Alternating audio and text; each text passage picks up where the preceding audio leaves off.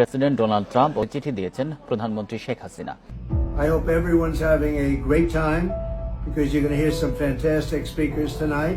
বিস্ফোরক এক ঘোষণা। যুক্তরাষ্ট্রের নবনির্বাচিত প্রেসিডেন্ট ডোনাল্ড ট্রাম্প ক্ষমতায় বসেই বাংলাদেশের সাবেক প্রধানমন্ত্রী শেখ হাসিনাকে নিয়ে এমন এক মন্তব্য করেছেন যা শুনলে আপনার চোখ কপালে উঠতে বাধ্য হবে।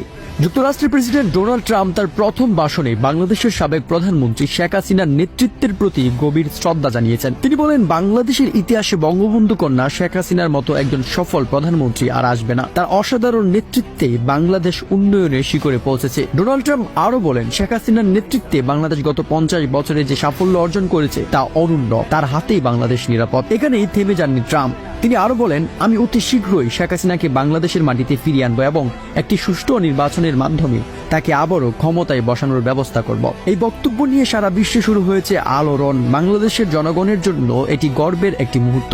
যুক্তরাষ্ট্রের মতো পরাশক্তি দেশ থেকে শেখ হাসিনার নেতৃত্বের প্রতি এমন স্বীকৃতি সত্যিই প্রশংসনীয়। একই সাথে আওয়ামী লীগের সমর্থকরা ডোনাল্ড ট্রাম্পকে অভিনন্দন জানাচ্ছেন।